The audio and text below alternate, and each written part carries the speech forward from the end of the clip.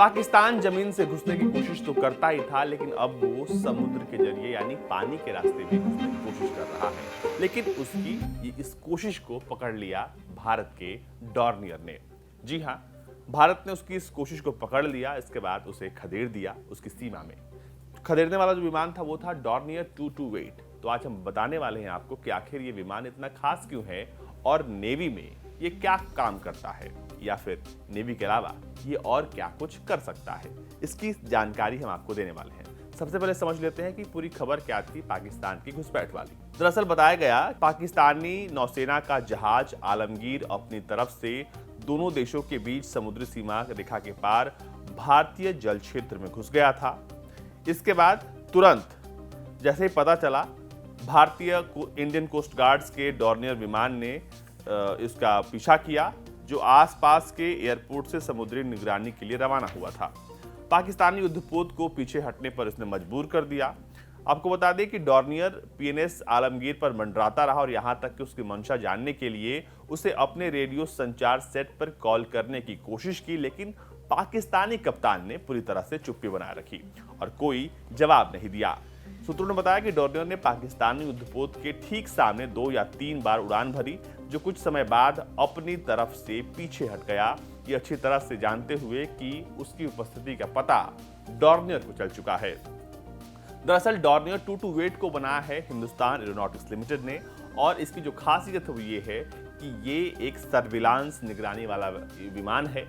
इसमें कुल 19 लोग एक साथ बैठ सकते हैं। अब आइए विस्तार से इसकी क्षमता के बारे में और इसकी खासियत के बारे में आपको बताते हैं। दरअसल डॉर्नियर का पूरा नाम है डॉर्नियर 228 और ये मल्टीपर्पस इस्तेमाल के लिए बनाया गया है। आप कह सकते हैं कि इसका इस्तेमाल कई अवसरों पर हो सकता है। ट्रांसपोर्ट के लिए, third level service, air taxi operations, coast guard duties के लिए या फिर मैरीटाइम सर्विलांस के लिए।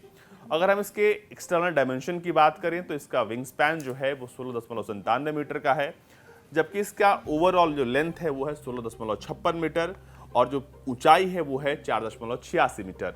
इसके अलावा इसमें 19 लोग एक साथ बैठ सकते हैं और इसमें जो इंजन लगा है वो है गैरेट TPE 3315252D और इसके अगर हम टेक ऑफ पावर की बात करें तो वो भी आप देख सकते हैं 2x715 SHP।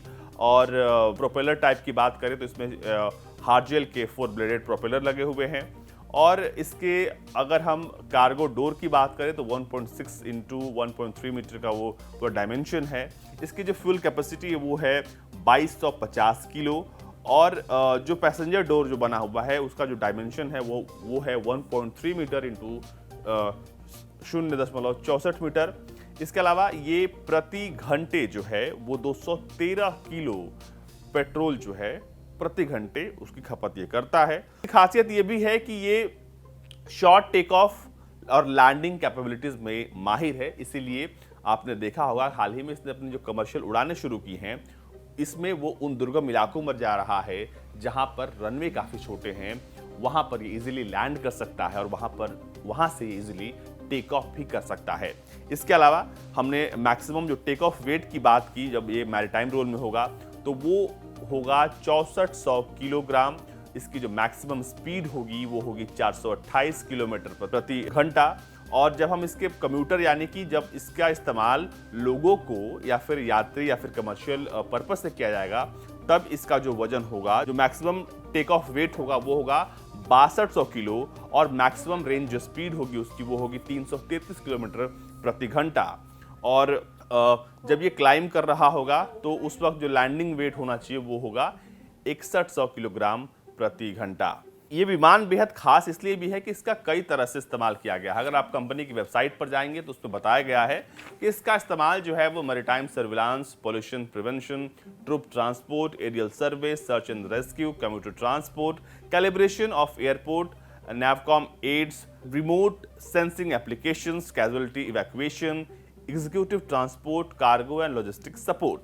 ये तमाम जानकारियां HAL के वेबसाइट पर दी गई हैं और जो पूरी जानकारी है उसके हिसाब से ये जो खास डॉर्नियर 228 है इसका इस्तेमाल कहीं भी हो सकता है।